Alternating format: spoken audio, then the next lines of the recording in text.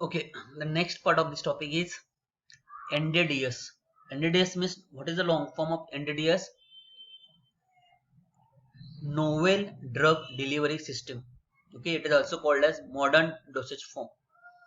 Okay, this is the advanced technique of the dosage forms. Remember, NDDS means Novel Drug Delivery System. It is also called as modern dosage form. Okay, basically what is this technique? Okay, technique काय आहे समजून घ्या.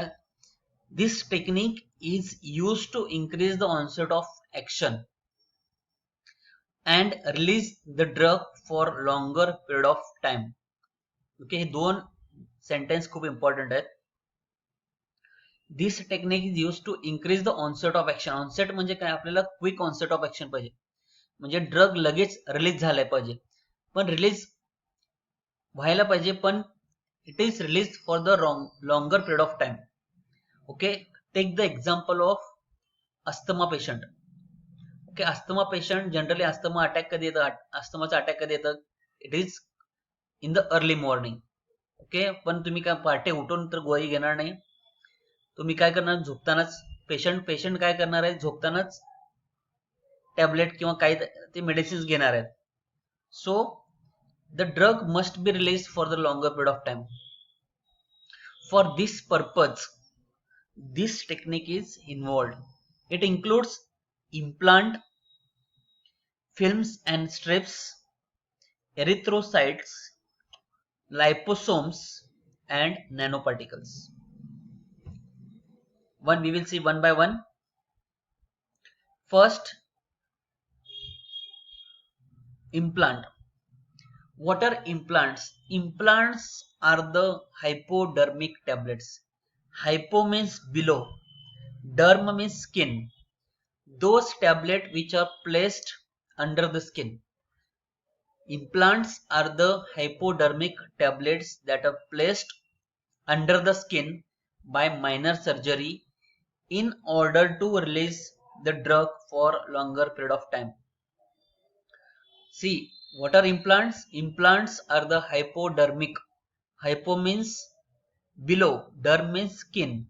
Those tablets which are placed under the skin by minor surgery. कशासाठी ठेवतात हे?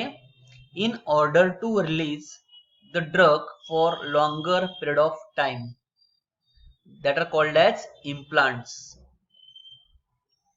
Next, films and strips. Films and strips, these are like bandages. Films and strips are used for topical application to the skin. Topical means externally. आपण bandage कसं लावतो तसं ते strips लावतात, that will release the drug for longer period of time, that are called as films and strips. Erythrocytes. Erythrocytes means RBC. RBC, the lifespan of RBC is 120 days.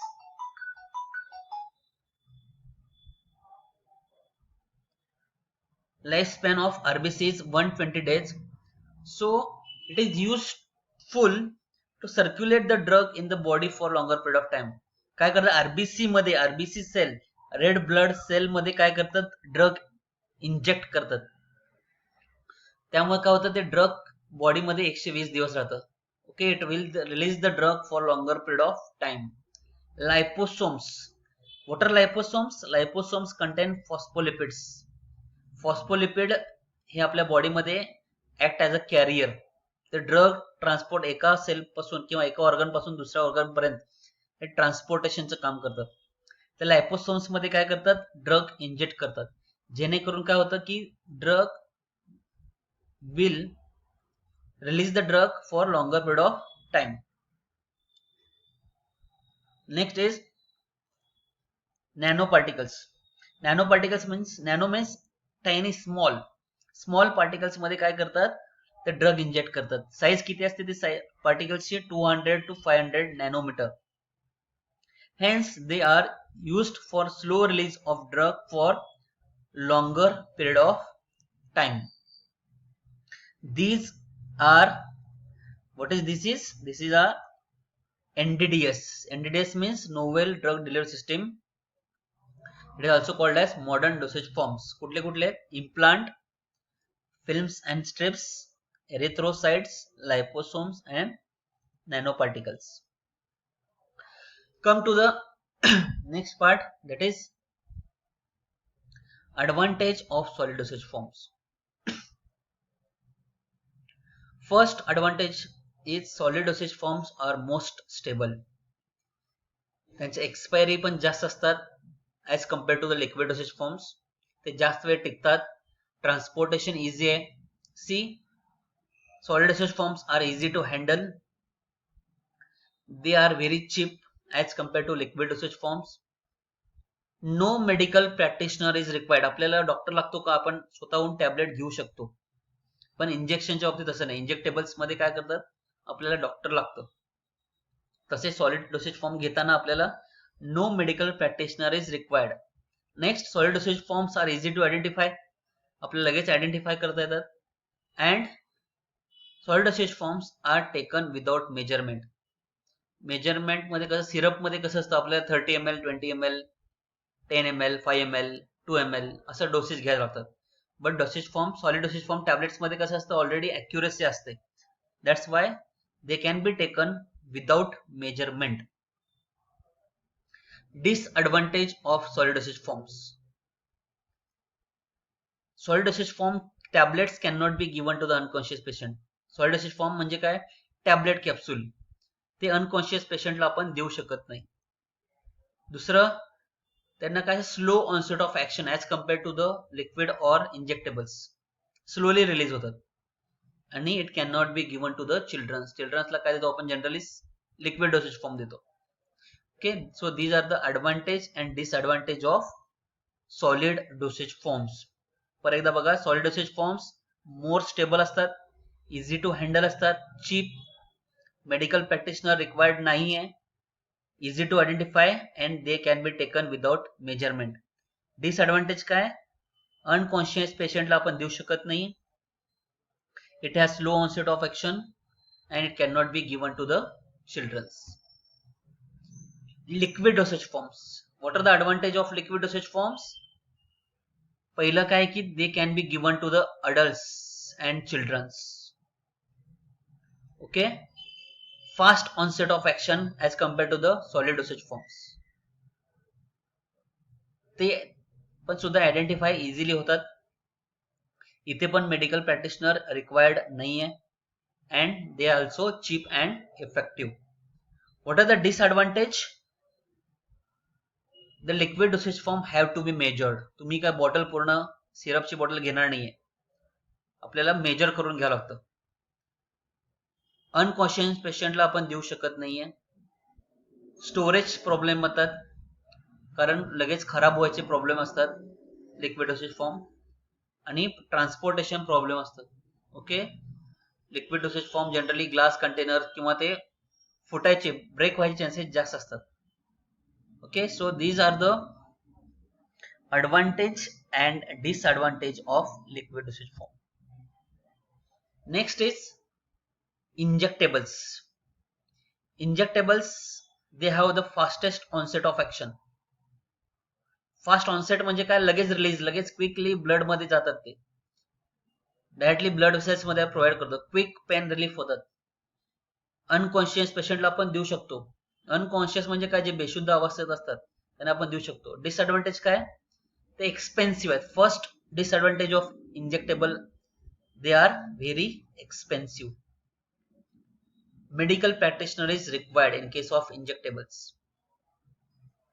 Okay, कधी कधी injectable देताना आपल्याला काय feel होतं? Pen किंवा irritation. Injection देताना आपल्याला कधी कधी काय होतं? इरिटेट होतं.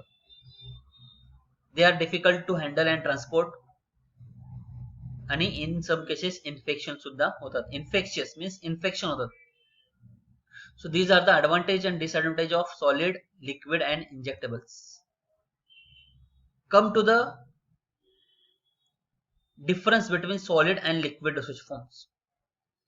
Solid dosage forms, first difference is they are available in dry stage. हे काय असतात? लिक्विड स्टेट मध्ये. These are come in dry state, in liquid state. Slow onset of action, fast onset of action. Unconscious पेशंटला आपण देऊ शकतो, हे पण देऊ शकतात पण रेअरली देतात.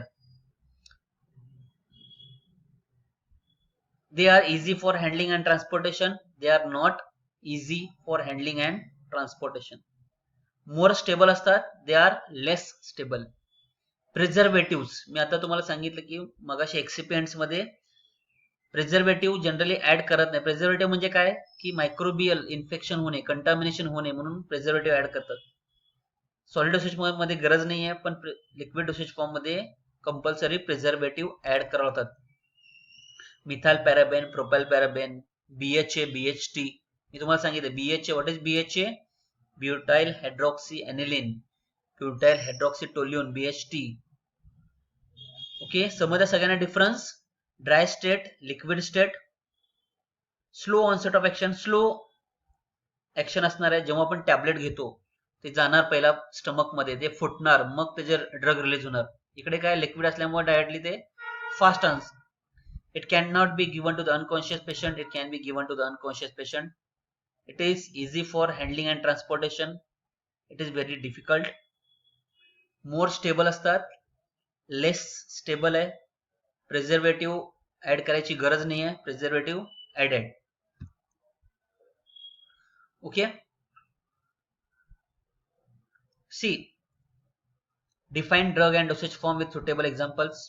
तुम्हाला सांगितले डेफिनेशन. क्लासिफिकेशन इम्पॉर्टंट आहे. Explain in detail NDDS, modern dosage forms. आता तुम्हाला एक्सप्लेन केलंय की implant, erythrocytes, liposomes, films and strips.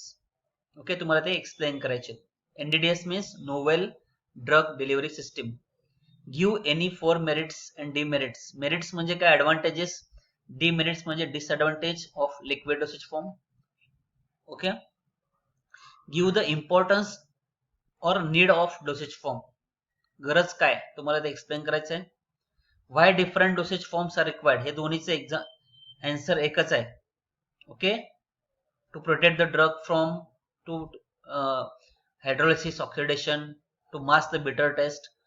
बिटर टेस्ट लपवण्यासाठी आपल्याला ते यूज करतो. ओके, टेस्ट येण्यासाठी तुम्हाला सांगितलं त्याप्रमाणे.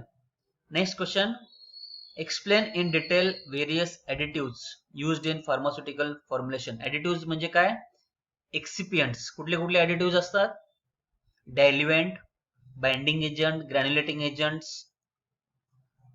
Sweetening agent, flavouring agent, antidusting agent. ते तुम्हाला एक्सप्लेन करायचे with examples. Define the following terms with examples. Emulsion म्हणजे काय? सस्पेन्शन म्हणजे काय? These are the biphasic liquid dosage forms. Okay, syrup monophasic आहे. एलिक्झर एक्सिपियंट्स, एक्सिपियंट्स म्हणजे ऍडिटिव्ह्ज. Eye drop tablet, capsule. हे सगळ्यांचे डेफिनेशन तुम्हाला लक्षात ठेवायचं. Okay, next write the merits and demerits of the following. आता तुम्हाला मी एक्सप्लेन केलंय. मेरिट्स म्हणजे काय? ऍडव्हान्टेजेस. डिमेरिट्स म्हणजे काय? डिसएडव्हान्टेजेस. सॉलिड, लिक्विड आणि इंजेक्टेबल्स.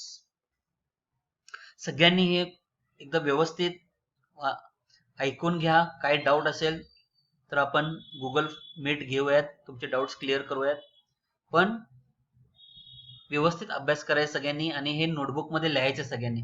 पूर्ण चॅप्टर मला लिहून बऱ्याच मुलांनी पाठवलं नाही अजून.